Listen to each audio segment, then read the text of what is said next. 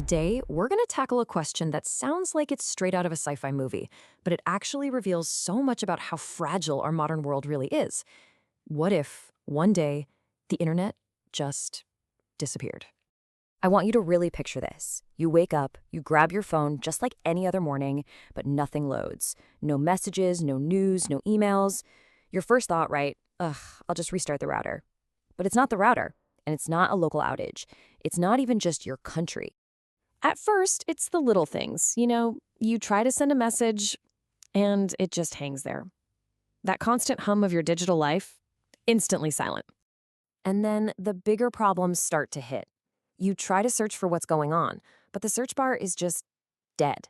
Your GPS is a useless map. You're completely blind, totally cut off from information. And that's when the real panic starts to set in. You can't get into your bank account. Your credit cards don't work. It's like every digital transaction on the planet just vanished. That single connection tying our entire planet together has just been severed. So, what happens now? All right, so let's get to the big question. Could this actually happen? For real? To answer that, we've got to look at the physical reality of the internet, the actual real-world hardware that holds our digital lives together. This number just shatters that popular illusion of the cloud being some invisible magical thing. The internet isn't a ghost in the machine, it is a very real physical network. An incredible 99% of all international data zips through these massive fiber optic cables that are just lying on the ocean floor. Our world is literally wired together, and believe it or not, that wiring is pretty vulnerable. Now, the good news is the internet was designed to be tough. It's what's called a decentralized network, which basically means there's no single off switch you can just flip. So a complete, total, permanent global blackout, super, super unlikely. But, and this is a big but, that doesn't make it invincible. No, large-scale, simultaneous outages are absolutely a real possibility. We're talking about simple routing errors that have already knocked out huge platforms before. Undersea cables can get wrecked by ship anchors or earthquakes, and you can just imagine what widespread power failures or geopolitical conflicts could do, whether on purpose or by accident. And this isn't just theory. We've already seen smaller, regional versions of this exact thing happen. Okay, so let's play this out. If a massive outage did happen, what would the fallout actually look like? Let's walk through a timeline of just how quickly everything would start to unravel. In the first few minutes, it's mostly just annoying, right? Your music cuts out, your GPS dies, but after just a few hours, that's when the economic impact really kicks in. Business communication grinds to a halt. Supply chains go completely blind. Payment systems start failing. And within days, wow, the societal strain becomes immense. Getting basic supplies becomes a scramble of pure improvisation. Rumors spread like wildfire in the information vacuum. And that psychological stress of total uncertainty, it just takes over. And the reason everything breaks down so fast is that the internet isn't just another tool we use. It's much, much more than that.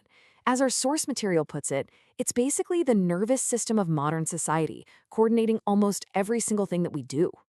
So, who gets hit the hardest in a scenario like this? And honestly, how could the authorities even begin to respond to a crisis of this scale?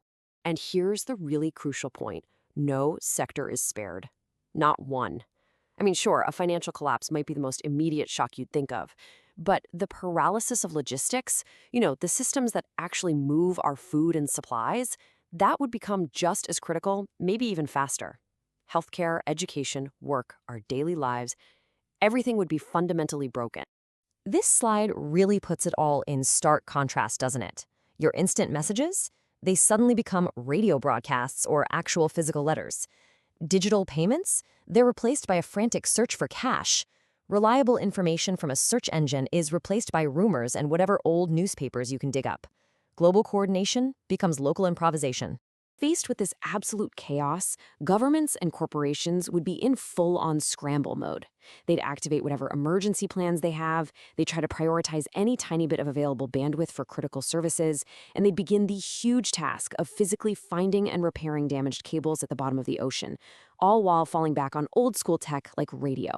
So, after walking through the chaos of a global blackout, what's the real lesson here? What does this whole thought experiment really teach us? Here's the thing. A massive internet outage wouldn't actually be the end of the world. Instead, It would be like a mirror held up to all of us, forcing us to see just how incredibly dependent we've become on this constant, invisible stream of data that we totally take for granted. And in that reflection, you start to see what's actually left when the digital world fades to black.